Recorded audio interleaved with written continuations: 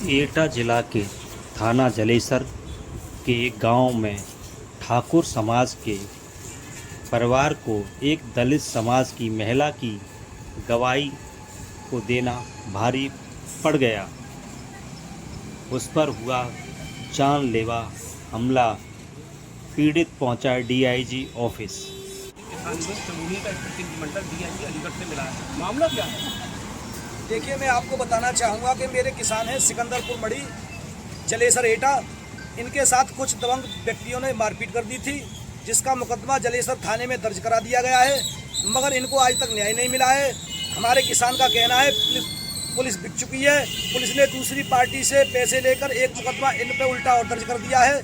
इस मामले में आज हम डीआईजी महोदय अलीगढ़ से मिले हैं और हम चाहते हैं कि हमारे किसान को न्याय मिले। अगर न्याय नहीं मिलता है मेरे किसान को तो बड़े स्तर का आंदोलन होगा, जिसके लिए भारतीय किसान यूनियन चड़ूनी मजबूर होगी और संगठन इसमें पूरी ताकत लगा देगा। हमारी यही उम्मीद है कि हमारे किसान को न्याय मिलना चाहिए। डीआईजी साहब से मुलाकात हुई है आपकी, पीड़ित भी गए थे, आप लोग भी गए थे, उन्होंने क्या आश्वासन दिया? जी, डीआईजी साहब ने हमें आश्वासन दिया है कि कल सीओ साहब आपके उसकी जांच करेंगे और उसमें कुछ कार्रवाई करेंगे, पर उन्होंने आश्वासन हमें बेशक दिया है। उससे पहले ये सीओ साहब के पास भी जा चुके हैं और एसएसपी साहब एटा के पास भी जा चुके हैं। आश्वासन बार बार मिल जाता है मगर कार्रवाई नहीं होती है। डीआईजी साहब का आश्वासन तो ये माना जाता है कि पत्थर पर एकदम ये माना जाता है कि एकदम कामयाब मिलेगी।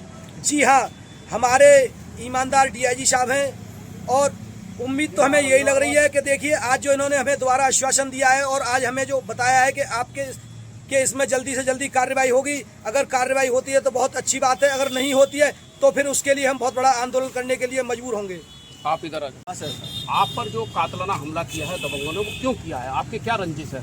मेरी SC एक्ट का मुकदमा है। अच्छा, उसमें मैं गवाह हूँ। अच्छा, मुन्नी देवी का। अच्छा, उसमें गवाह हूँ। तो उन्होंने कहा कि इसमें गवाही मन दे। 1 महीने पहले उन्होंने कहा कि गवाही मन दे।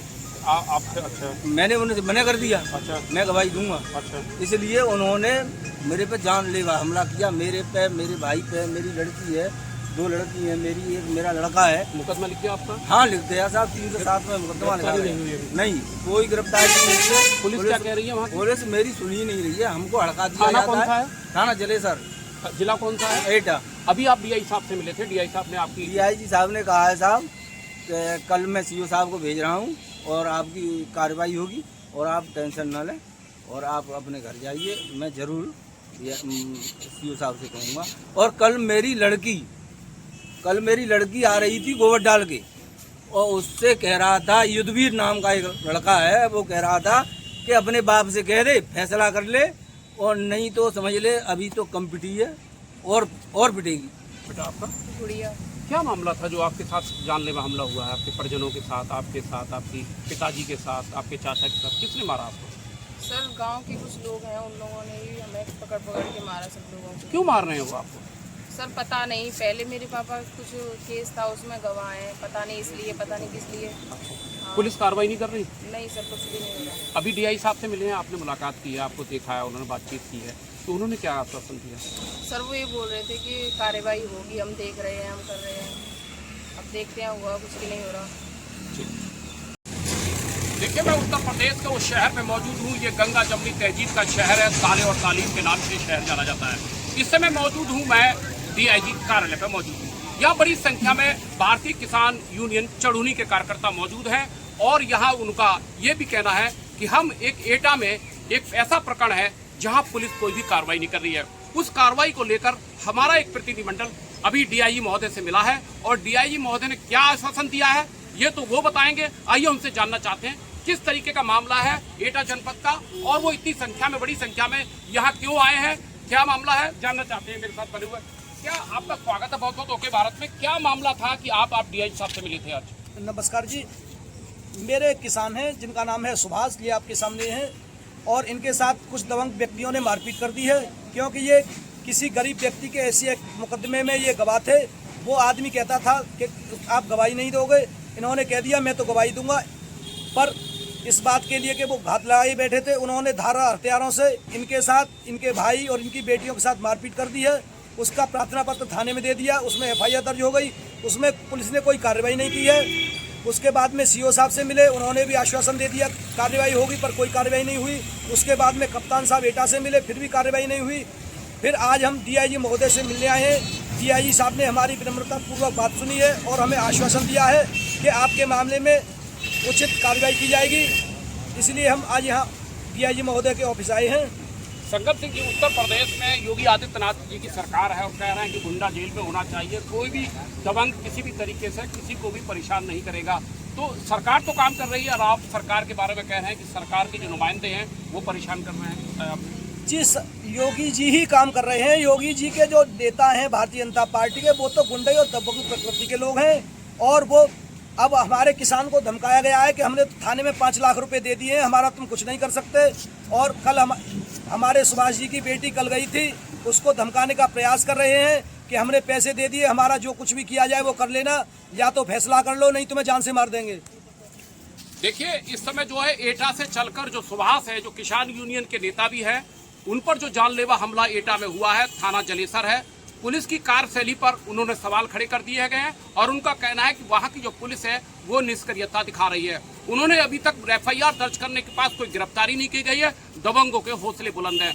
सुभाष जो किसान है, जो गंभीर रूप से घायल है, उनके वाइटल पार्ट पर इस तरीके की चोट है कि उनकी आंखों की रोशनी भी गंभीर बनी हुई है, उनको दिखता नहीं है। और वो इस समय यहाँ डीआईजी कार्यालय पर मौजूद है। उन्होंने भी मुलाकात की है डीआई साहब से और हम इस समय सुभाष जी से बात करते हैं, आखिर मामला किस तरीके का है, उन पर जानलेवा हमला क्यों किया जा रहा है। सुभाष जी, क्या मामला था कि आप पर जानलेवा हमला दबंगों ने कर दिया? मैं SC एक्ट मुकदमा में गवाह था 2022 के 2022 के मुन्नी देवी के में। अच्छा। इसलिए उन्होंने मुझसे मना की कि इसमें गवाही मन दे। मैंने कहा गवाही दूंगा। मैं उनकी बात माना नहीं, उन्होंने मुझ पर हमला कर दिया। लेकिन आपने गवाही क्यों देना चाहते थे? आप तो ठाकुर समाज से हैं, वो SC समाज से हैं। वो औरत मेरे सामने पिट रही थी और उसके जो ये कपड़े थे वो सब फटे हुए थे। और जो सच्चाई है उसे तो कहूँगा, क्यों नहीं कहूँगा साहब, मैं सच्चाई का साथ दे रहा था। आपको डर नहीं लग रहा उन दबंगों से? अरे क्या डर लगेगा, अब तो उन्होंने तो मुझे मार दिया। अब थोड़ा बहुत और बचाऊं तो मैं मर जाऊंगा।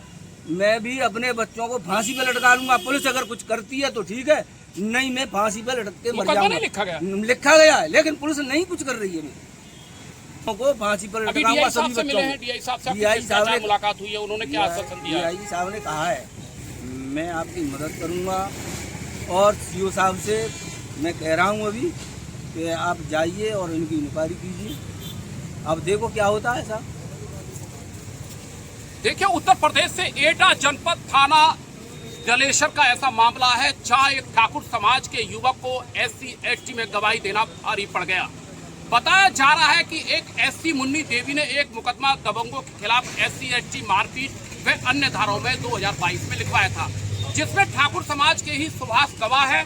और दबंगों का ये कहना है कि सुभाष, तुमने अगर हमारे खिलाफ गवाही दी तो हम तुम्हें गांव में नहीं रहने देंगे।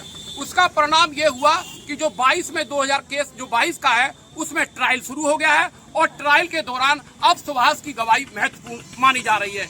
इसी को लेकर गांव के दबंगों ने सुभाष के परिवारों के पर हमला बोल दिया, जिसमें उनके गंभीर चोटें आई हैं और चोटें इस तरीके की हैं उनकी आंख की रोशनी भी चली गई है। उनका कहना है कि हम आज डीआईजी साहब से मिले हैं और डीआईजी साहब ने हमको आश्वासन दिया है कि दबंगों के खिलाफ कार्रवाई की जाएगी। जब हमने सुभाष से बातचीत की तो सुभाष ने स्पष्ट कहा कि दबंगों को वहाँ का जो पुलिस प्रशासन है वो पनाह दे रहा है और दबंग खुलेआम घूमते नजर आ रहे हैं। जानलेवा हमले के बाद हमारा गांव में निकलना दूभर हो गया है। वहीं बताया जा रहा है कि हमारी बहन बेटियां, हमारे परिवार के लोग जब कंडे पाथने जाते हैं गोबर लेकर तो उन्हें तरह तरह की तब प्रताड़ना दी जा रही है। कहा जा रहा है कि या तो गवाही देना बंद कर दो वरना तुम्हें गांव में रहने नहीं दिए जाएंगे। अब यह देखना है कि डीआईजी साहब जो अलीगढ़ हैं, जो ईमानदार छवि के डीआईजी हैं, उनका क्या आदेश का फरमान का क्या असली पालन हो पाएगा नहीं हो पाएगा, यह चर्चा का विषय बना हुआ है। अलीगढ़ से कैमरामैन रविंदर के साथ वीरेंद्र अरोड़ा, ओके भारत, अलीगढ़।